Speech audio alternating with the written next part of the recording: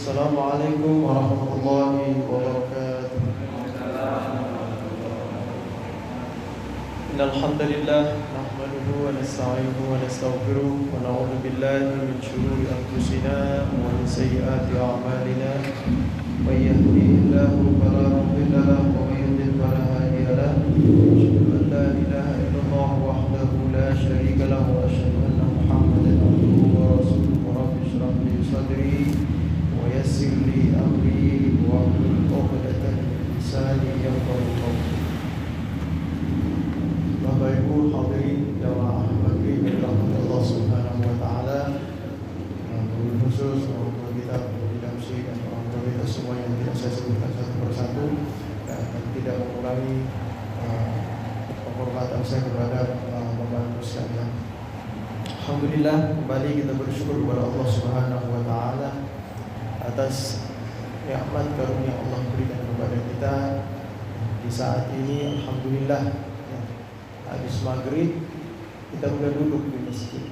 Ini sebuah kenikmatan yang luar biasa, nikmat yang Allah berikan kepada kita yang tidak terhingga di mana saudara-saudara kita, sesama muslim, sebagian mereka habis maghrib masih di jalan, sebagian mereka masuk maghrib sudah menuju tempat-tempat yang terlarang, dan sebagian lagi saudara-saudara kita maghrib seperti ini mereka dalam keadaan susah, mereka dalam keadaan tertimpa musibah. Saudara-saudara kita Kalimantan tertimpa banjir, kita tidak tahu bagaimana keadaan mereka ketika saat malam tiba, listrik tidak ada, bagaimana mereka cari minyak, mau bakar kayu gak bisa, banjir. Minyak untuk kalau ada, kalau habis gimana tuh? Masih di hutan, pasang tenda, dan alhamdulillah ada malam hari ini Allah memberi karunia tak terhingga buat kita. Allah memberi nikmat yang sangat besar buat kita, dan kita yakin, seyakin-yakinnya, ilman yakin bahwa semua adalah pemberian Allah Subhanahu wa taala. Bukan lantaran usaha kita, bukan lantaran pekerjaan kita, amal ibadah kita, tapi itu hanya semata-mata pemberian Allah Subhanahu wa taala. Kita syukuri kepada Allah dan kita pupuk nikmat tersebut dalam bentuk mensyukuri nikmat Allah. Insyaallah akan Allah tambah. Alhamdulillah, pada malam hari ini kita menyambung kembali kajian kita, kajian tauhid, kajian aqidatul Islam, aqidatul ahli Islam, akidah bagi ahlus sunnah wal jamaah. Kita sebagai ahlus sunnah wal jamaah ada beberapa hal yang harus kita yakini betul-betul, yang harus kita mantapkan dalam jiwa kita, yang jika hal tersebut tidak kita mantapkan dalam jiwa kita, maka bisa jadi iman kita bisa digoyahkan. Bisa jadi kita dalam keadaan nikmat, dalam keadaan seperti ini masih nikmat, bisa duduk di masjid, bisa masih santai-santai saja. Tapi suatu saat ketika kita dalam keadaan susah, bisa jadi iman kita goyah. Nah, menyambung kajian sebelumnya, qala al-muallif rahimahullahu ta'ala wa adama an-naf'a bi ulumihi wa ulumi masyayikhina fid dharain amin. Pengarang kitab ini mengatakan, Al-Imam Abdullah bin Ali Al-Haddad, fa inna na'lamu wa na'taqidu wa nu'minu wa nuqinu wa nashhadu an la ilaha illallah wahdahu la syarika lahu ilahun azimun wa malikun kabirun la rabba siwa. Fa inna, sesungguhnya kita, na'lamu, kita tahu dengan pengetahuan yang pasti, wa na'taqidu, dan kita percaya, kita beriktikad, wa nu'minu, dan juga kita beriman, wa nuqinu, bahkan kita meyakini, wa nashhadu, serta bersaksi dalam jiwa kita, la ilaha illallah, bahwa tidak ada Tuhan selain Allah.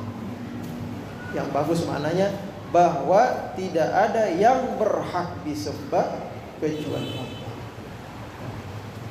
Nah, ini kita yakin ini. Kita mantapkan dalam diri kita, ya. Paling tidak kita jadikan kalimat ini, kalimat tauhid ini, kalimat yang benar-benar menancap dalam jiwa kita, dalam sanubari kita, sehingga kita bisa mengakhiri hayat kita dengan ucapan. Bisa mengakhiri hayat kita dengan ucapan ini. Kenapa? Karena tidak semua orang bisa mengucapkan kalimat ini di akhir hayatnya. Sebuah penelitian, ya, seorang dokter muslim, ya, meneliti setiap orang yang meninggal, diteliti, ngucap gak? Ngucap gak? La ilaha illallah. Teliti sama beliau. Dari sekian 200-an lebih, ya.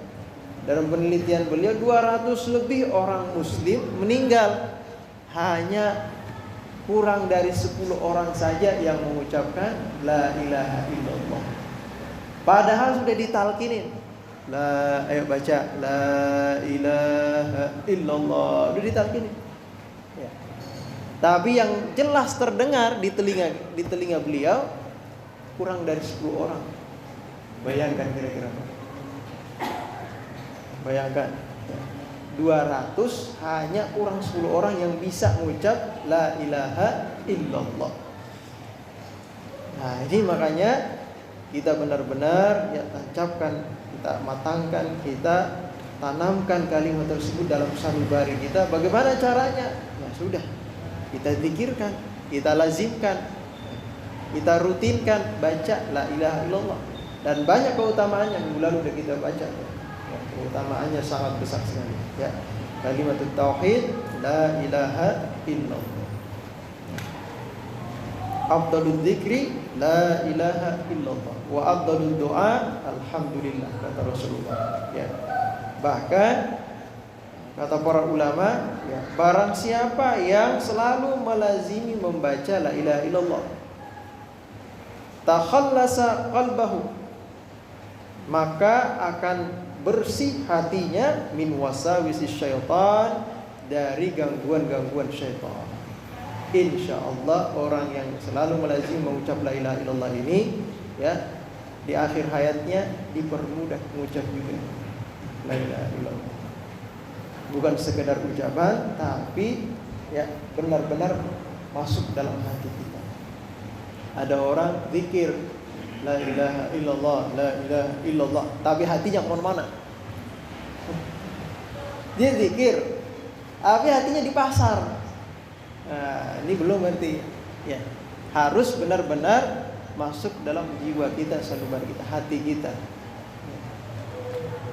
Jadi mulut berzikir, hatinya pun ikut berzikir, dan itulah seabdal zikir, zikir bil qalbi, zikir dengan hati. Walaupun mulut tidak terdengar suara terucap la ilaha illallah, namun hati mengucap la ilaha illallah, itu lebih bagus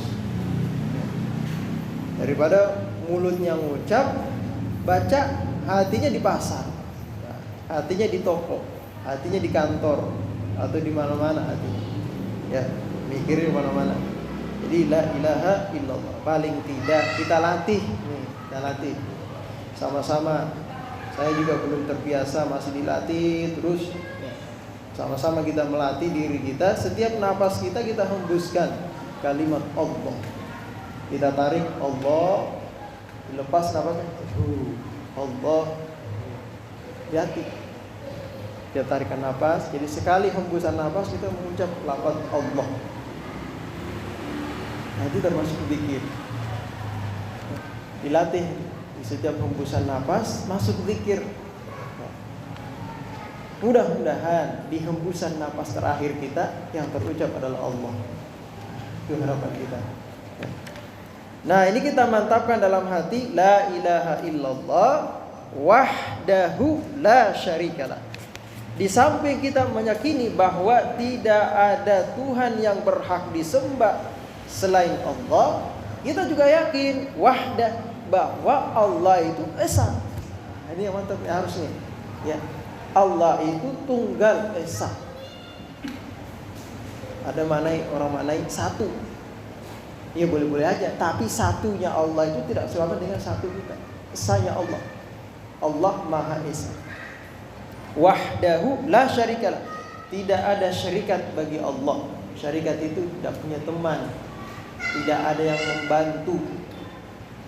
Kalau misalnya kita rajin sholat, itu akan membantu Allah, enggak juga. Atau misalnya kalau misalnya semua orang maksiat di permukaan bumi ini, semua orang maksiat, kalau itu akan menghalangi kehendaknya Allah, enggak juga. Maksiat kita atau taat yang kita lakukan itu tidak berpengaruh terhadap ketuhanan Allah. Maksiat kita ya kembali kepada diri kita. Begitu pula ketaatan kita kepada Allah juga akan kembali kepada diri kita. Ya. Ya, jadi Allah Maha Esa. Ya. Jadi yakini lafaz Allah ini lafaz yang sangat dahsyat sekali. Ya. Berucap Allah, tidak ada satu agama pun yang Tuhannya bernama Allah. Ada yang mirip dikit, Allah. Jadi dari ilah, Allah. Beda, Allah. Nah, Allah ini antiknya Allah. Lafaz Allah wahdah. Wahdah itu artinya tunggal. Ya. Jadi setiap sifat-sifat Allah itu sudah mewakili ya keesaan Allah. Keesaan Allah. Jadi wahdah ini munfaridan tauqidan li tauhidid dzati was sifat, bahkan sama wal af'al. Ya, ini memperkuat bahwa kalau kita mengatakan la ilaha illallah, itu berarti kita meyakini bahwa Allah itu esa dalam sifatnya. Sifatnya. Yang kedua, esa dalam zatnya. Kemudian esa dalam perbuatannya. Ada tiga seperti ini. Ya. Allah satu atau esa dalam tunggal, satu esa tunggal. Yang paling bagus Maha Esa. Allah yang Maha Esa. Esa itu artinya bukan satu ya, ataupun bukan tunggal, tapi dia lebih di atas dari satu, lebih atas dari tunggal. Kita katakan ada satu orang kita ini belum dikatakan Esa. Kenapa? Karena tubuh kita ini masih tersusun dari tulang, tersusun dari daging, darah, cairan, urat-urat. Masih banyak bagian-bagiannya. Tapi kalau kita katakan Allah zatnya Esa, berarti zatnya Allah tidak bisa dikatakan bahwa dia tersusun dari tulang misalnya, tersusun dari daging, darah. Tidak seperti itu. Nah kalau begitu berarti tulang doang berarti, atau daging doang, ya nggak bisa juga begitu. Ya. Pokoknya ma khatara bi balina wallahu yukhalifu dzalik. Segala sesuatu yang terlintas dalam hati kita menggambarkan Allah seperti apa, wallahu yukhalifu dzalik. Allah tidak seperti itu. Ya. Allah kayaknya gede banget, nggak bisa, nggak sama. Atau Allah tuh bisa menembus segala ruang dan waktu, kayak gini. Bayangan kita nih dibayangkan seperti cahaya atau apa, nggak bisa. Semua yang terlintas dalam hati kita, laisa kamitslihi syai'un wa huwas samiul basir. Tidak sama sedikit pun dengan hal tersebut. Yang jelas Allah Maha Esa dalam zatnya.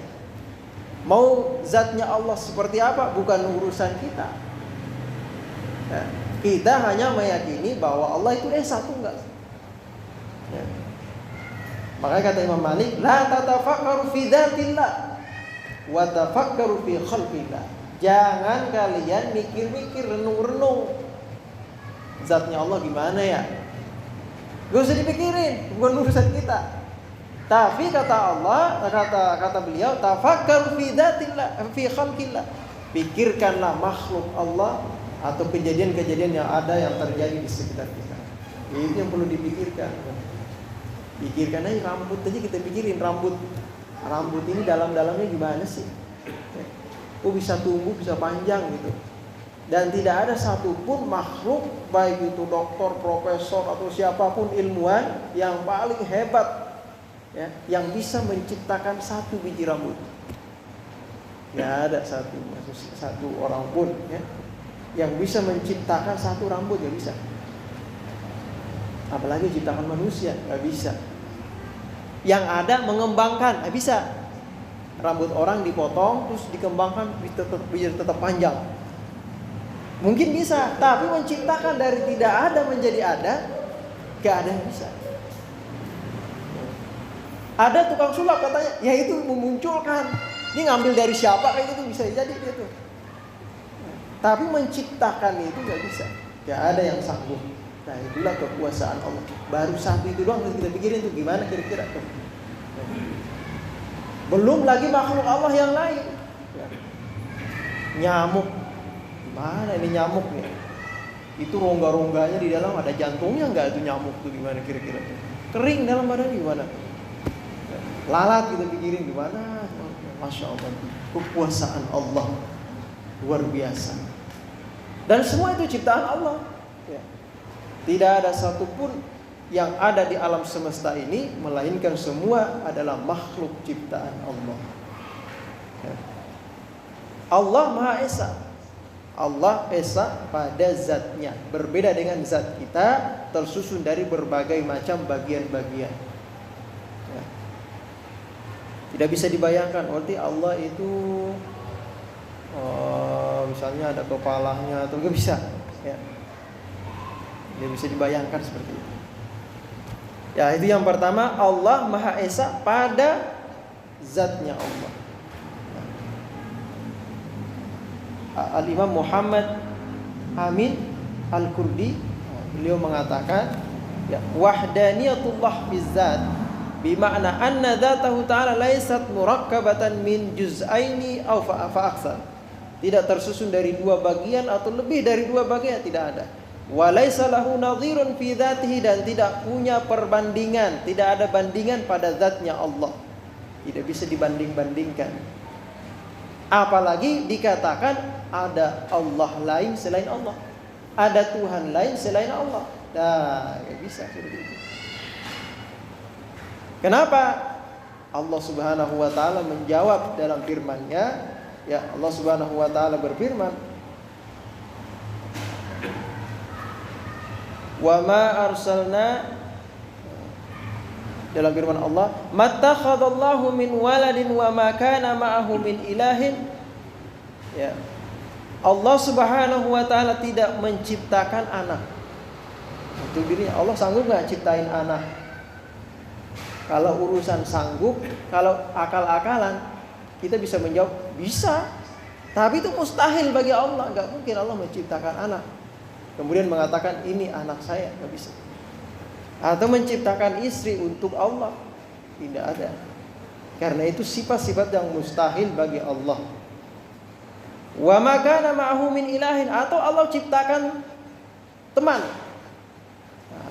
ciptakan Tuhan lain, ya, untuk menemani Allah, membantu Allah misalnya, enggak bisa juga. Ya. Idzan la dhahaba kullu ilahin bima khalaqa wa la ala ba'dihum ala ba'dih. Kenapa? Karena nanti kalau misalnya ada Allah lain, misalnya ada Tuhan lain selain Allah nih, ya, maka dan kekuasaannya sama dengan kekuasaan Allah, misalnya doang nih, ya, maka akan terjadi nanti dua kehendak yang tidak sama. Jadi satu makhluk diciptakan, Allah yang satu pengennya dia kayak gini, yang satu pengennya begini. Lah tabrakan nanti kehendaknya. Gak bisa seperti ini. Gak bisa seperti itu. Maka dari itu dulu ada di zaman Rasulullah SAW, ini orang-orang kafir yang ketika Allah Rasulullah memperkenalkan bahwa agama yang saya bawa ini memiliki Tuhan yang menciptakan alam semesta, namanya Allah. Namanya Allah. Bertanya mereka orang-orang kafir di Mekah, emang ada Allah yang menciptakan alam semesta? Coba mana, tunjukkan mana Allah itu.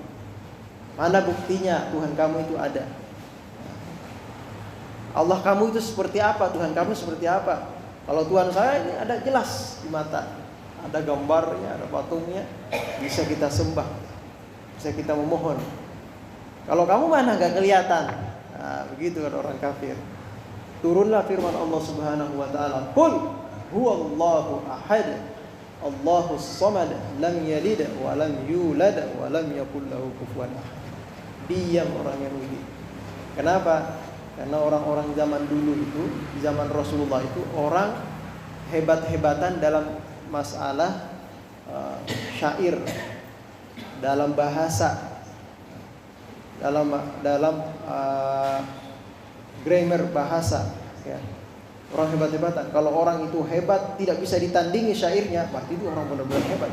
Nah, itu Al-Quran di atas segalanya.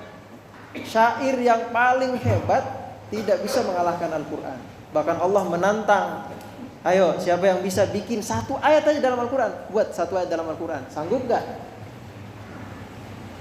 Ada tuh siapa Nabi siapa, Musailamah Al-Kadzab, buat juga surah Al-Fil. Tapi dia bercerita, wa ma adraka mal fil, tahukah kamu apa itu gajah? Gajah itu punya 2 telinga. Ini ngapain itu seperti itu? Kita dalam Al-Quran ada surah Al-Fil, tapi bukan bercerita masalah gajah. Kalau itu siapa aja bisa. Gajah itu telinganya 2, badannya gede kan itu.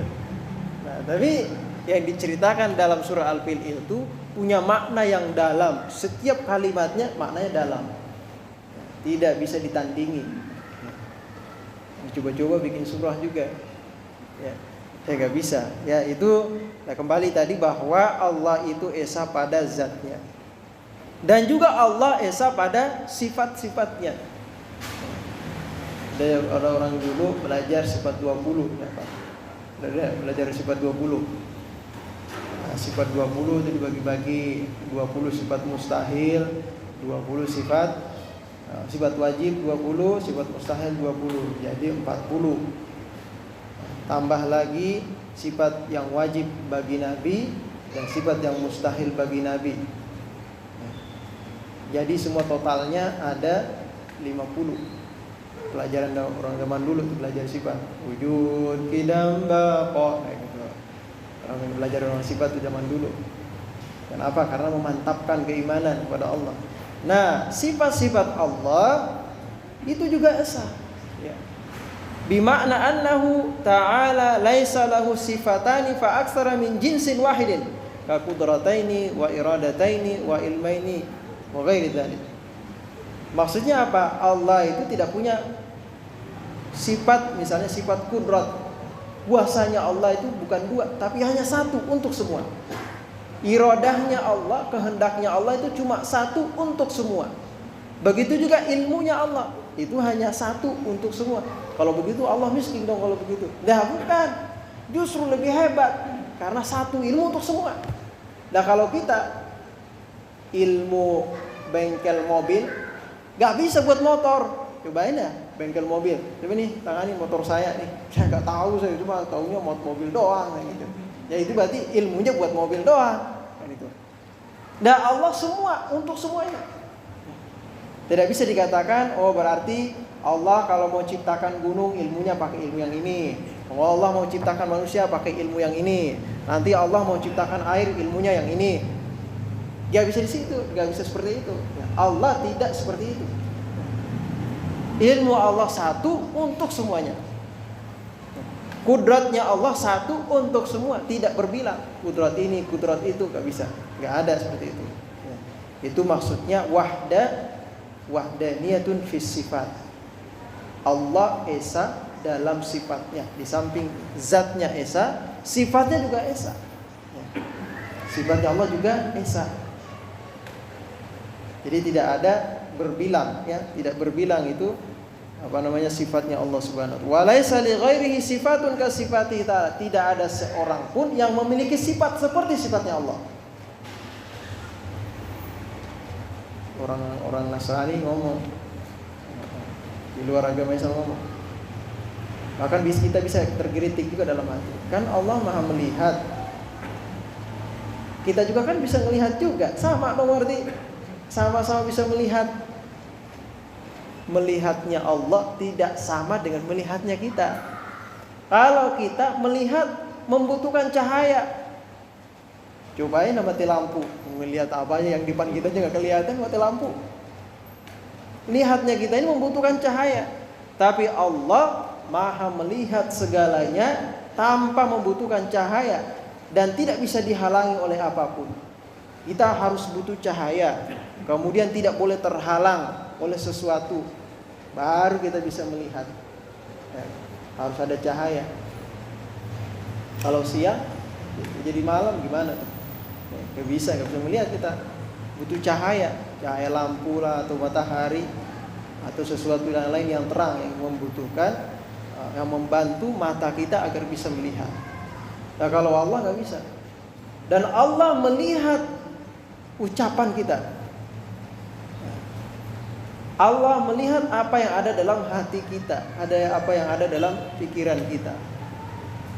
Melihat dan mengetahuinya. Nah itu penglihatan Allah. Jadi gak sama ya. Kalau dikatakan Allah melihat, ya kita juga bisa melihat, lah beda ya. Kita makhluk, Allah menciptakan ya.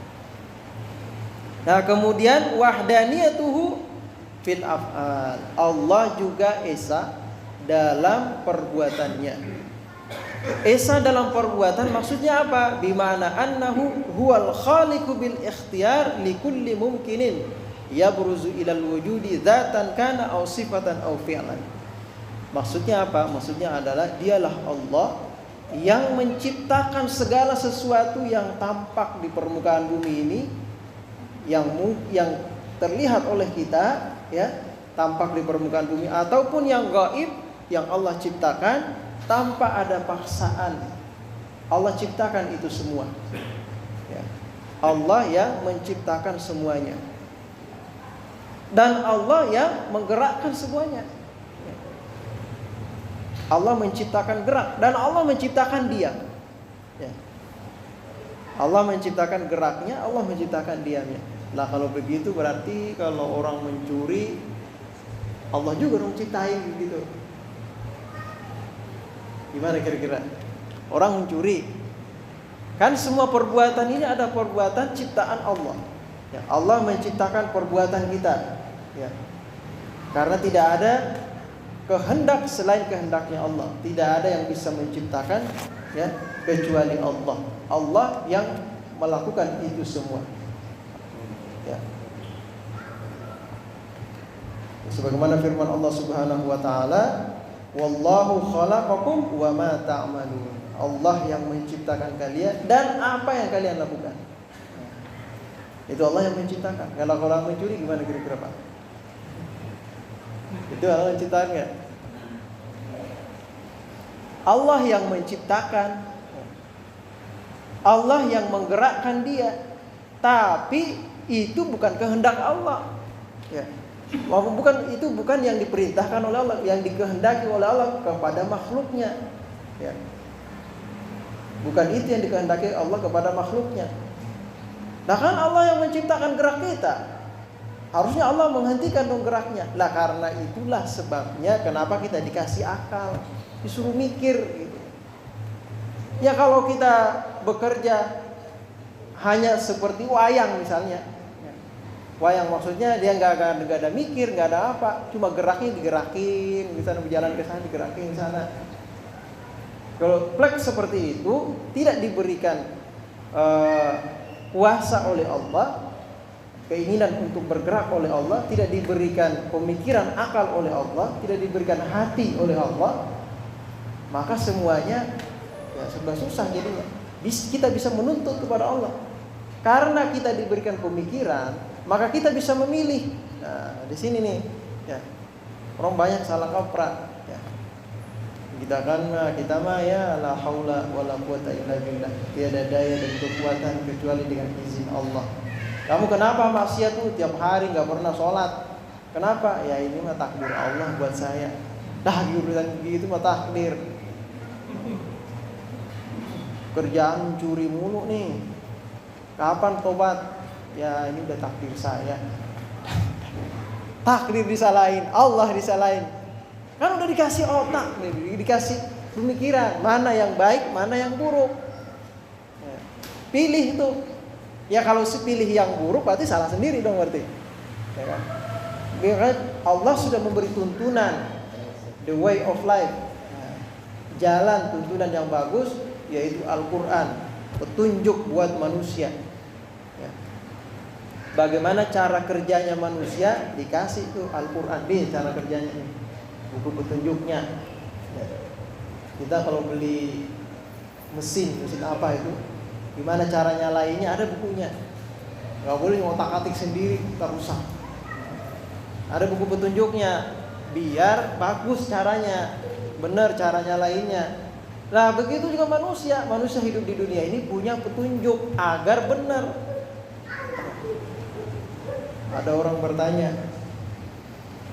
saya udah rajin sholat, saya sudah rajin berbuat taat, tapi kok kena musibah mulu, miskin aja terus. Berarti masih ada yang tidak beres. Itu aja udah intinya. Kalau kita masih kena musibah, berarti masih ada yang perlu kita benahi, perlu kita perbaiki. Intinya seperti itu. Ya kalau di Indonesia musibah mulu, banjir, gempa, gunung meletus. Kok bisa begitu? Kan udah banyak pengajian, majelis taklim banyak, ya kan? Pengajian di mana-mana, ustadznya banyak, kiainya banyak, habaibnya juga banyak. Nah, jamaah juga ramai lumayan. Kok masih ada aja musibah turun? Berarti masih ada yang belum beres. Itu aja deh intinya.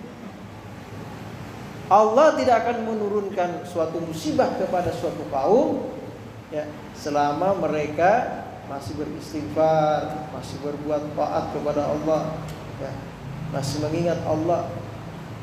Berarti kalau kebalikannya, kalau Allah nurunkan musibah berarti ada yang gak beres ya. Ada yang gak beres berarti ya. Mulai dari pemimpinnya ya, wakil rakyatnya, sampai rakyat awam. Ada yang gak beres berarti. Harus kita introspeksi masing-masing, harus kita lihat masing-masing. Jangan-jangan saya ini, jangan-jangan saya ikut andil nih, mengundang bala. Gara-gara saya bikin ini, akhirnya bala ikut turun. Presiden juga jangan-jangan karena ini. Pejabat juga harus begitu. Jangan-jangan karena saya begini, akhirnya bala begini. Semua kita introspeksi, bukan hanya ini gara-gara presiden kita nih, atau ini gara-gara wakil rakyat yang begini jadi begini. Enggak, semuanya ya. Mulai dari presiden hingga rakyat biasa, rakyat awam, semua harus introspeksi diri, kenapa bala ini malah turun. Bisakah kita aman dari balanya Allah? Tidak bisa. Tidak ada yang bisa selamat. Saya kan gak di gunung, kalau gunung kan longsor. Kemudian saya gak di pinggir kali, kalau di pinggir kali kena banjir. Saya gak dekat laut, kalau dekat laut ntar kena tsunami. Udah aman dari posisi di sini? Ya belum tentu.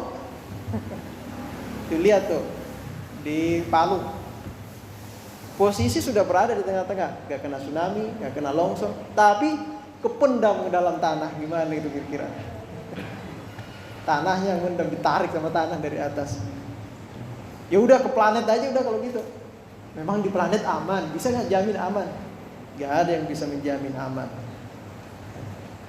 Oleh karena itu kita meminta kepada Allah Subhanahu wa taala ya, karena Allah lah yang esa dalam segala hal.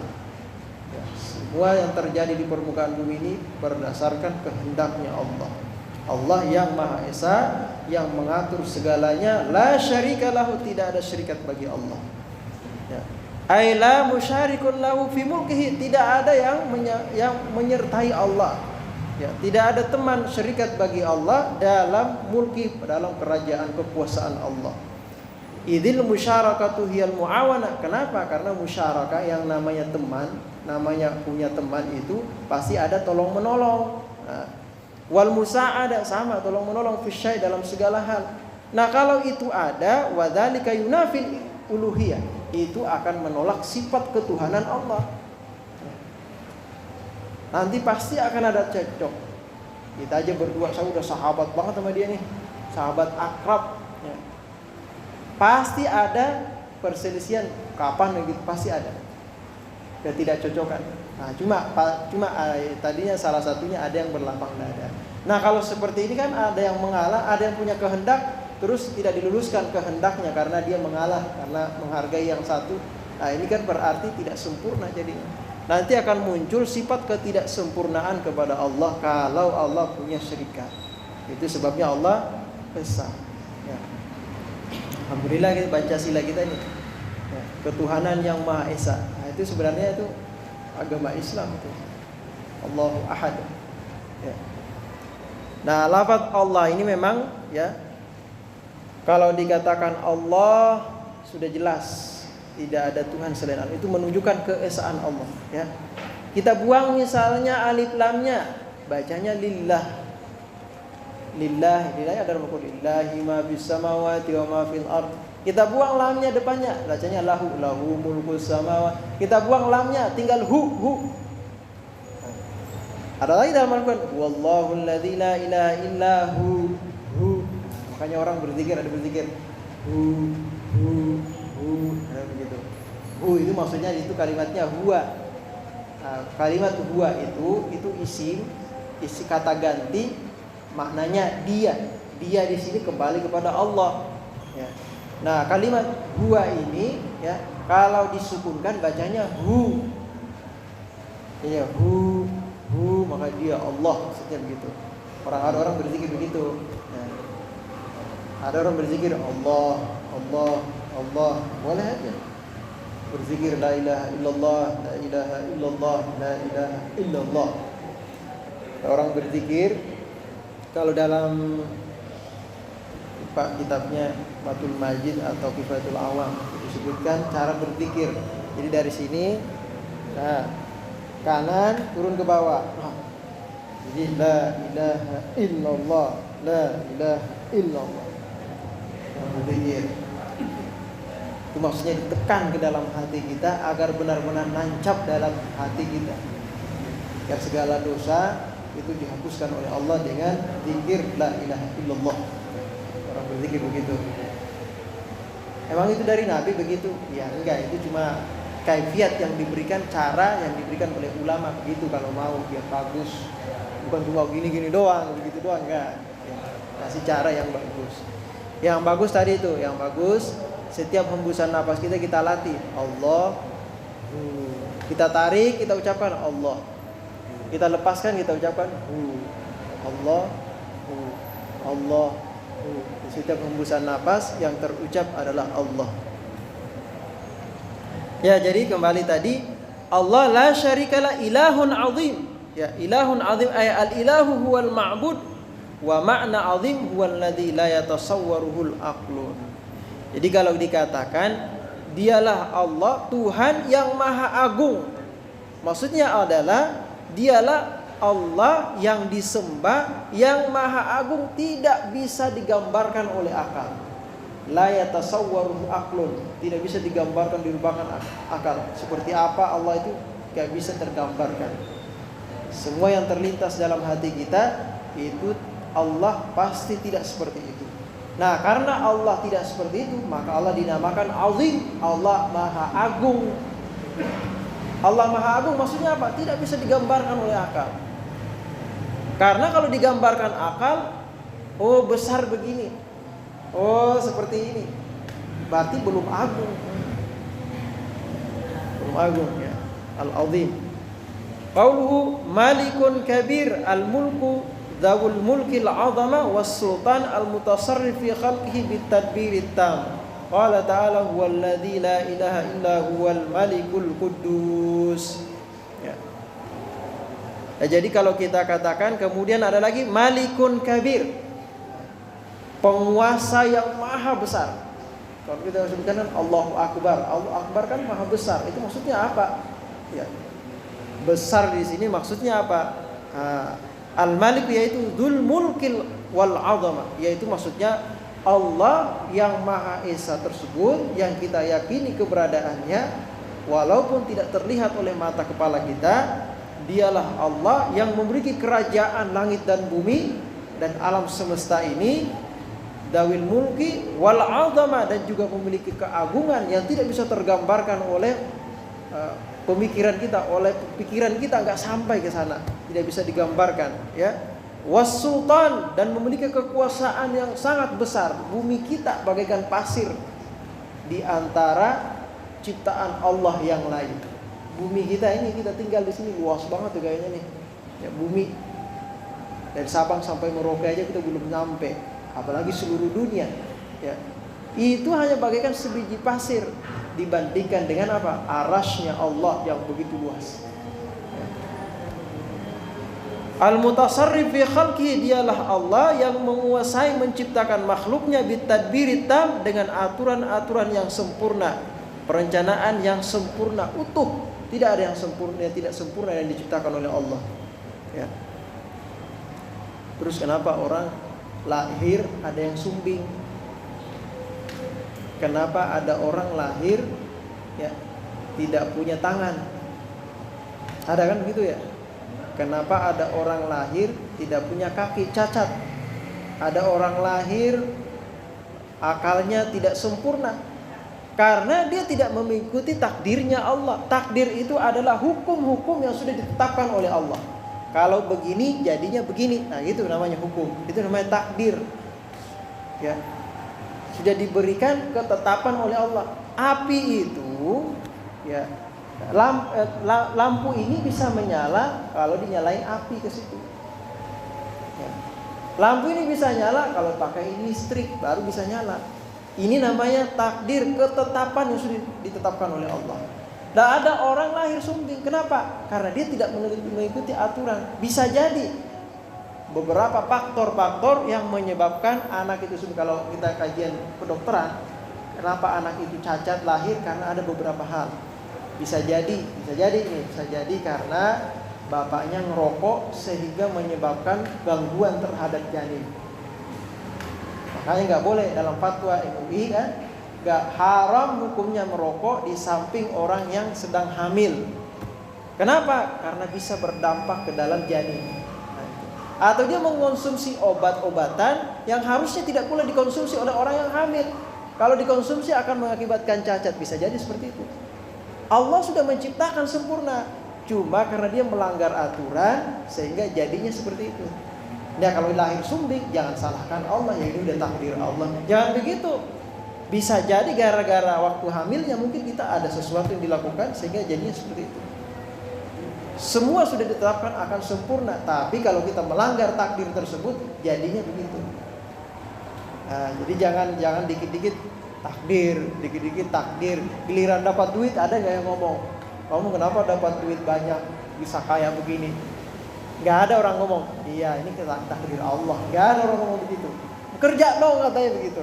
Giliran sakit Allah disalahin, ya ini udah takdir, namanya juga udah takdir. Nah, ini kesalahan kita nih, ya. Dikit-dikit takdir disalahin. Ya salah sendiri, bukan takdir disalahin. Salah kita sendiri. Ya. Ya, kembali lagi ya, qauluhu la rabba siwahu, tiada Tuhan selain Allah. Wallahu a'lam bishawab. Udah masuk isya ya. Ada yang mau bertanya silahkan, biar ada yang masuk bertanya. Minggu lalu kita enggak buka sistem pertanyaan karena udah keburu isya. Silakan kalau ada yang mau bertanya. Saya ragu-ragu nih misalnya nih. Jadi semua yang kita lakukan, apa yang bergerak dan apa yang diam, itu semua berdasarkan kehendak Allah dan perbuatan Allah. Baik itu kemaksiatan ataupun ketaatan, itu semua adalah perbuatan yang diciptakan oleh Allah. Namun untuk ketaatan itu memang benar-benar dikehendaki dan diridhoi oleh Allah. Tapi kalau kemaksiatan itu tidak diridhoi oleh Allah. Walaupun Allah memberikan kekuatan di sana, memberikan gerak untuk kita.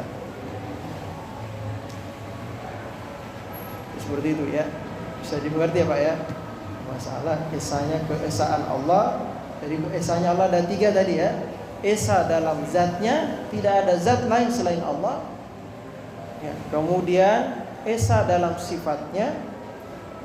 Esa dalam sifatnya di sini maksudnya sifat Allah itu tidak berbilang-bilang.